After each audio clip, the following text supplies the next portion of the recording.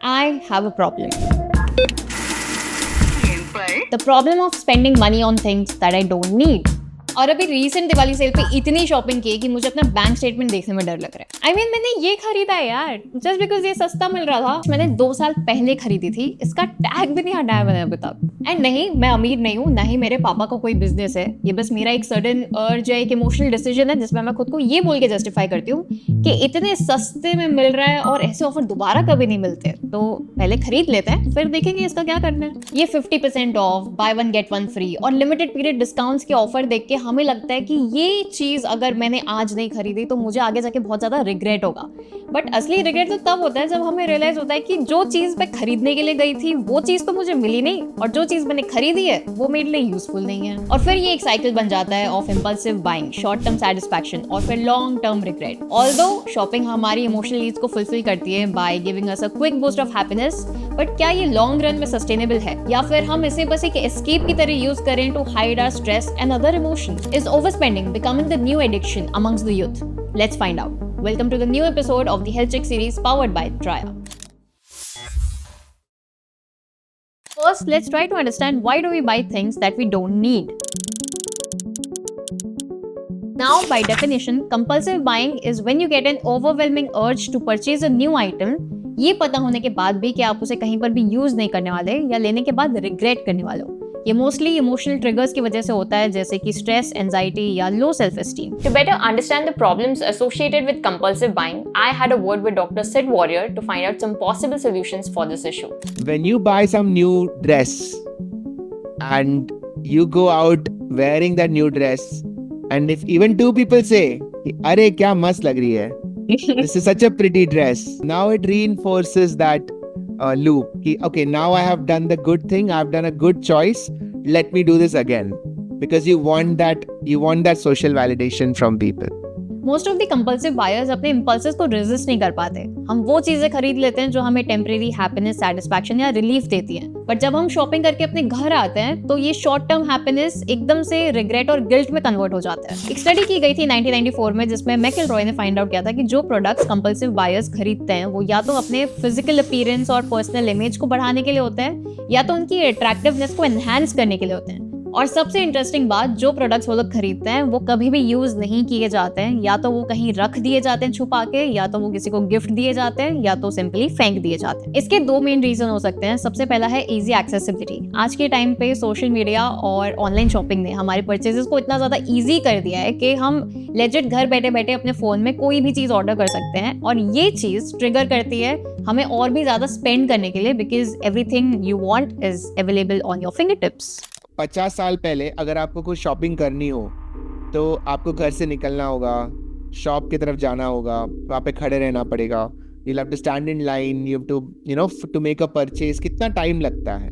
But now the effort of purchasing something is so low कि कुछ सोचने की जरूरत ही नहीं है। प्लस यूपीआई और डिजिटल पेमेंट्स ने हमारे मॉनेटरी ट्रांजैक्शंस को इतना ज़्यादा इजी बना दिया है कि हमें कैश और फिजिकल पेमेंट की तो टेंशन लेने की ज़रूरत ही नहीं पड़ती। और ये credit cards, unsecured loans, EMI options इतने ज़्यादा कन्वीनियंट हो गए हैं कि हम लोग लेजिट एक क्लिक में बस खरीद लेते हैं चीज़ें, बिना ये सोचे कि क्या वो चीज़ एक्चुअल में हमारी ज़रूरत की थी या नहीं थी। In one of PhonePe's article on how Indians spend their money, a chart was shown based on the data collected in 2021, जिसमें ये क्लियरली बताया गया था कि मेट्रो सिटीज़ में इंडियंस डेली नीड्स पे सिर्फ 12% स्पेंड करते हैं और 20 से 30% स्पेंड करते हैं रिटेल और शॉपिंग में, और नॉन मेट्रो सिटीज में ये परसेंटेज 30 से 35% है, just because of high disposable income. Then the second reason, which I believe is the strongest, is living in ignorance. Most of the people, they don't know कि वो लोग shopping से addicted हैं। उनको ये चीज़ तब रियलाइज होता है जब उनका बैंक बैलेंस जीरो हो जाता है। मोस्ट ऑफ द टाइम्स लोग अपने शॉपिंग हैबिट्स को जस्टिफाई कर देते हैं ये बोल के कि मुझे तो ये काफ़ी टाइम से चाहिए था और अब ये सेल पे है तो उसको मैंने खरीद लिया। But reality ये that they can't differentiate between what they want and what they need. Whenever we are buying out of a need versus a want, at the point where you are clicking the buy button, अगर तब किसी ने पूछा आपको कि do you really need this ink pen that you saw on Instagram 5 minutes ago, you will probably say yes. तो इसीलिए वो चीजें आ जाती है कि क्योंकि क्रेडिट कार्ड वगैरह सब ऑलरेडी सेव्ड है, तो you don't take that time to think, basically you just like order it फटाफट, जैसे देखा वैसे ही ऑर्डर कर दिया। करेक्ट। और इसी को कंपल्सिव बाइंग कहते हैं कि आपने देख लिया और आपने इमीडिएटली कन्विंस कर दिया खुद को कि ये तो मुझे जरूरी है, I need it. Studies suggest that most of the buying behavior habits are linked to our self-esteem, which makes it more of a psychological problem. Compulsive buying के most common causes में unhappiness बहुत बड़ा role play करता है। जब लोग unhappy feel करते हैं तो वो लोग शॉपिंग करते हैं सो दैट वो उनको instant gratification they which they were craving for, और जब ये बिहेवियर उनको हैप्पी फील करवाने में सक्सेसफुल हो जाता है तो वो ये एक्शन बार बार रिपीट करते रहते हैं सो दैट उनको बेटर फील होता रहे eventually. This is how any addiction works. So this is what my Instagram feed looks like and this is what the company is trying to sell me through a sponsored post. और मुझे ऐसे कितने post दिखते रहते हैं regarding courses, workshops, या फिर कोई ट्रैवल एजेंसी जो इंटरनेशनल ट्रैवल बेच रहे हैं, कोई स्किन केयर प्रोडक्ट्स बेच रहे हैं, कोई आउटफिट बेच रहा है, कोई बैग्स बेच रहे हैं, और मैंने कितने सारे प्रोडक्ट्स खरीदे भी हैं इन एड्स को देख के, जस्ट बिकॉज ये टारगेटेड एड्स हैं और ये मेरी सर्च हिस्ट्री के बेसिस पर मुझे दिखाई जाते हैं। And you might have seen trends in different industries और one product being promoted everywhere, like there was a trend of black water, जहां पे हमें कन्विंस करने पे लोग तुले हुए थे कि ब्लैक वाटर में ज्यादा मिनरल्स है as compare to the normal water. Then there is recent Whoop fitness watch which will see almost everywhere. I mean, मैं ये नहीं बोल रही कि ये प्रोडक्ट्स खराब हैं या आपको नहीं लेने चाहिए, बट मैं बस एक क्वेश्चन पुट अप करना चाहती हूँ कि अचानक से इन प्रोडक्ट्स की इतनी मार्केटिंग क्यों की जा रही है। Then another tactic is 50% off sticker, जहां पर हमें लगता है कि हम वो चीज डिस्काउंटेड प्राइस पे ले रहे हैं, बट एक्चुअल में वो प्राइस ओवर वैल्यूड था और अब डिस्काउंट पे लाने के लिए उसे 50% पे कट ऑफ किया गया है, जिसमें खुद डीलर का भी मार्जिन इन्वॉल्व होता है, विच मीन्स वो लोग 50% ऑफ देने के बाद भी अपना प्रॉफिट ले रहे हैं ओरिजिनली, विच मीन्स हम ऑलमोस्ट 2x प्राइस उस प्रोडक्ट के लिए पे कर रहे थे। Even the way the product is price also makes a big difference. अगर मैं 500 रुपए की चीज 499 बोल के बेचूं तो हमेशा हमारे माइंड को लगेगा कि ये 400 के आसपास की रेंज में। देन देयर इज डीको इफेक्ट, जहां पर अगर कंपनी के पास 3 ऑप्शंस हैं तो वो मिड ऑप्शन का प्राइस थोड़ा हाई रखेगी सो that you and up buying the larger item. अब प्रॉब्लम तो समझ लिए, बट क्या इसका कोई प्रैक्टिकल सोल्यूशन भी है? After doing my own research and talking to Dr. Sid, here are some of the things that I will be implementing in my daily life to overcome my problem. Number 1 is to create a shopping list.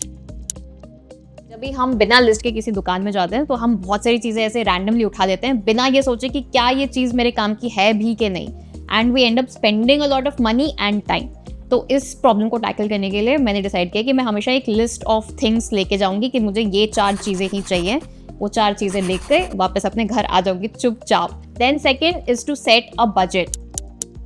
मेरे साथ problem यही है कि मुझे लगता है मेरे पास बहुत पैसा है बैंक अकाउंट में, बट नहीं होता, तो इसलिए मैं मंथली अभी बजटिंग करना शुरू कर देती हूँ। फर्स्ट ऑफ एवरी मंथ मैं बैठूंगी, मैं देखूंगी कि मैंने पिछले महीने किन किन कैटेगरीज में कितना कितना स्पेंड किया और मैं उस हिसाब से अपने बजट प्लान करूंगी। एंड आई मेक श्योर कि मैं शॉपिंग के लिए जितनी लिमिट एलोकेट कर रही हूँ उससे ज़्यादा अपने महीने के खर्चों में शॉपिंग को इंक्लूड ना करूँ। बजटिंग के लिए मैं बहुत ही सिंपल सा रूल अप्लाई करती हूँ, which is 20-30 and 50 rule. 50% is something that I try to save ताकि कि मेरे पास फ्यूचर मेरा सिक्योर रहे, और 30% इज माई नीड्स, जहाँ पे मेरे इलेक्ट्रिसिटी बिल आ गया, कुछ कोई भी जो ज़रूरतों के वाले खर्चे हो गए वो हो गया, and 20% is for shopping. Then third one is my favourite, which is to use the 24-hour rule.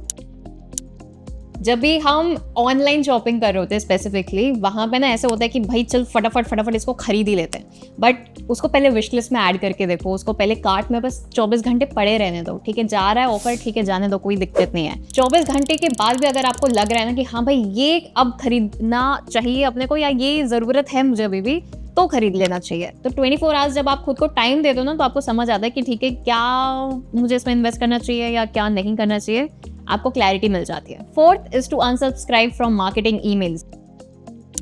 जैसे मैंने अपने इंस्टाग्राम पे स्पॉन्सर्ड पोस्ट दिखाए, मार्केटिंग ईमेल्स का भी वही काम होता है कि भाई देखो ये नया प्रोडक्ट आया है, ये नया ऑफर आया है, ये है वो है, लेना है तो ले लो। सो इट्स मच बेटर कि आप बस अनसब्सक्राइब कर दो मार्केटिंग ईमेल से, so that you can save time, money, energy, everything. Then the next is to use cash instead of card. ये यूपीआई पेमेंट की वजह से जो मेरे पैसे गए हैं मैं बता नहीं सकती भाई। कैश लेके जाना मुझे तो काफ़ी ज़्यादा हेल्प कर रहा है फिलहाल, टच वुड, लेट्स सी आगे जाके कैसा होता है, but this is something that I will be implementing from now on. UPI का एप्स मैं थोड़ी डिलीट कर दूंगी और कैश कैरी करना ज़्यादा प्रेफर करूंगी। कैश में ना जब आप वो फिजिकली अपने हाथ से किसी को देते हो तो आपको समझ आता है कि ठीक है आपके पॉकेट से इतने पैसे जा रहे हैं और इतने पैसे आपके पास आ रहे हैं। वो बैंक अकाउंट में ना वो समझ नहीं आता है वो चीज़, तो आई थिंक इसलिए कैश प्रेफर करना ज़्यादा बेटर है। Then the next is to limit shopping trips.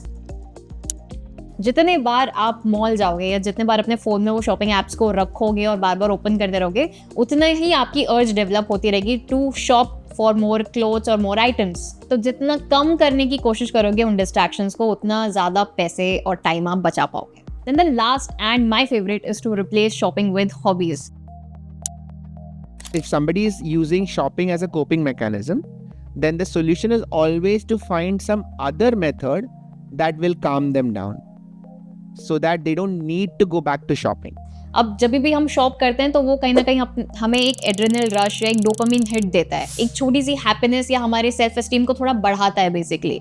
अगर वो चीज़ आप किसी और हॉबी में ढूंढ पाओ तो आपकी शॉपिंग वाली प्रॉब्लम खत्म हो जाएगी। जैसे मैंने डिस्कवर किया कि मुझे नई नई चीज़ें सीखने में सेम डोपामिन मिलता है जितना मुझे शॉपिंग करने के बाद मिलता है। तो मैंने नई नई चीज़ें सीखना शुरू किया है। मैं फिलहाल क्रोशे करना सीख रही हूँ और बहुत मज़ा आ रहा है मुझे। प्लस अगर मैं ऐसी चीज़ें खरीदती रहूँगी जो मेरे ज़रूरत की नहीं है तो मैं उन चीज़ों के लिए स्पेस कैसे बनाऊँगी जो सच में मेरे लिए वैल्यूएबल हैं।